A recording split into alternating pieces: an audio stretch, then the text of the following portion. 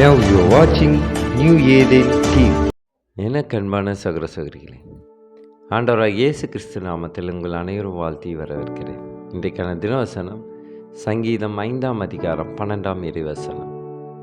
கர்த்தாவே, நீர் நீதிமானை ஆசீர்வதித்து காருண்யம் என்னும் கேடகத்தினாலே அவனை சூழ்ந்து கொள்வீர்.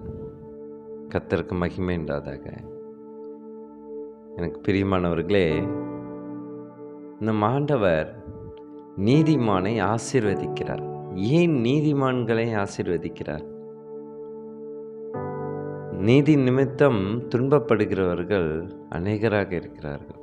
அதனால்தான் நீதியை கடைபிடிப்பவர்களுக்கு கடந்த உபத்திரங்களும் துன்பங்களும் துயரங்களும் சூழ்ந்து கொள்ளும். அதனால்தான் நீதியானதை செய்பவர்களை ஆசீர்வதிக்கிறார். காருண்யம் என்னும் கேடகத்தினாலே அவனை சூழ்ந்து கொள்கிறார்.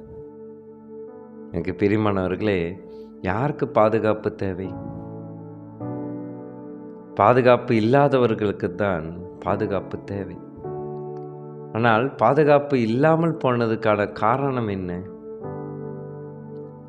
நீதி நிமித்தம் அவர்கள் துன்பப்பட்டிருந்தால் அவருடைய கருணையானது நமக்கு கேடகம் போல இருக்கும். நமக்கு வரும் பேராபத்திலிருந்து அவருடைய கிருபையும் வல்லமையும் நம்மை சூழ்ந்து கொள்ளும். இதை தான் ஆண்டவர் இந்த தினவசனம் மூலியமாக நமக்கு வெளிப்படுத்துகிறார். எனக்கு பிரியமானவர்களே, அவருக்கு தகுந்தபடியாக நாமும் நீதிமான்களாக ஜெபிப்போமா? ஸ்தோத்திர கர்த்தாவே, துதிக்கிறோம் எங்கள் அன்பு நேசரே. அப்பா, சங்கீதத்தில் 5ஆம் அதிகாரத்தில் சொல்லப்பட்டது போல நீர் நீதிமான்களை ஆசீர்வதிக்கிறீர் ஆண்டவரே. உம்முடைய காருண்யம் என்னும் கேடகத்தினால் அவர்களை சூழ்ந்து கொள்கிறீர் ஆண்டவரே. நன்றி அப்பா. ஸ்தோத்திர கர்த்தாவே, எங்கள் அன்பு சகோதர சகோதரிகளுக்கும் நான் ஜெபிக்கின்ற கர்த்தாவே, அவர்களையும் இப்படியாக கேடகமாக இருந்து சூழ்ந்து கொள்வீர் என்று நாங்கள் விசுவாசிக்கிற கர்த்தாவே. அனைவரும் உம்முடைய நித்திய வாழ்வுக்கான முக்கியமான நோக்கத்தை குறித்து அவர்களுடைய வாழ்க்கையிலே செயலில் கொண்டு வர தேவ கிருபை செய்யும் ஆண்டவர். ஸ்தோத்திர கர்த்தாவே, துதிக்கிறோம். இயேசு மூலமாக ஜெபிக்கின்றோம் நல்ல பிதாவே.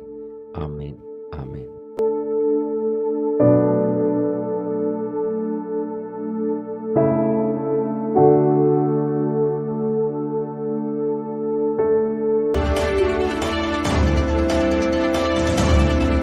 Now you are watching New Eden TV.